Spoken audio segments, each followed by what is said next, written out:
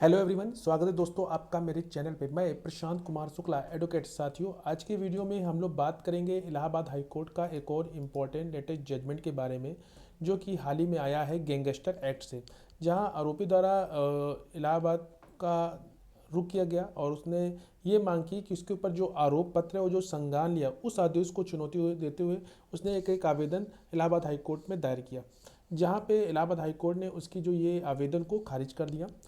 आइए जानते हैं इस इम्पॉर्टेंट जजमेंट को। साथ ही साथ वीडियो शुरू करने से पहले अगर आप मेरे चैनल पहली बार है, चैनल को जरूर सब्सक्राइब करिए, लाइक करिए, शेयर करिए, कमेंट करना तो मत भूलिएगा। अगर किसी केस से रिलेटेड कोई भी क्वेरी हो तो कॉल पे भी अपना अपॉइंटमेंट बुक करा सकते हैं। तो ये जो जजमेंट है, इसके जो इम्पॉर्टेंट तथ्य हैं वो सबसे पहले हम लोग जानते हैं। इसका जो तथ्य यानी कि जो फैक्ट है, फैक्ट ये है कि जो ये मामला था,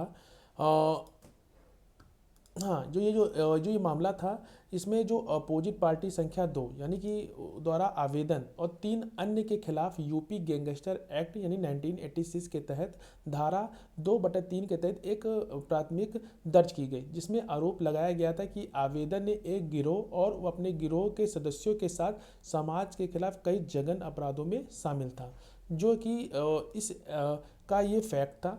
उसके बाद याचिकाकर्ता की तरफ से जो वकील ने क्या प्रस्तुत किया वो जानते हैं। याचिकाकर्ता की तरफ से वकील ने कोर्ट के समक्ष ये बात रखी कि गैंग चार्ट के अनुसार आवेदक के खिलाफ 3 मामले दिखाए गए, जो कि आईपीसी की धारा 420 और 506 का अपराध था।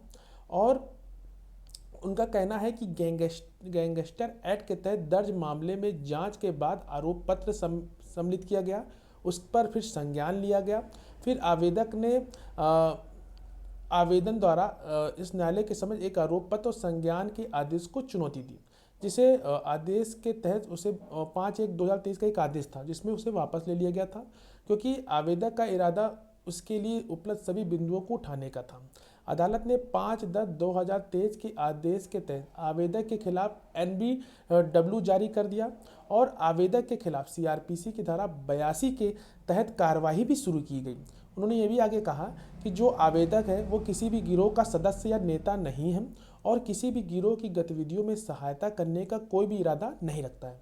कोर्ट के समझ उनके वकील के माध्यम से ये भी बात रखी गई कि आवेदक गैर हाजिरी जानबूझकर नहीं है और यह अनजाने में। अतः आवेदक का वकील का कहना है कि चूंकि आरोपी आवेदक नीचे की अदालत में आत्मसमर्पण करने के बाद जमानत प्राप्त करना चाहता है, कम से कम संबंधित ट्रायल कोर्ट को प्रस्तावित जमानत आवेदन पर विचार करने और निर्णय लेने के लिए एक सुरक्षात्मक निर्देश जारी किया जा सकता है। ये किसकी तरफ से तर्क दिया गया? ये याचिकाकर्ता की तरफ से तर्क दिया गया।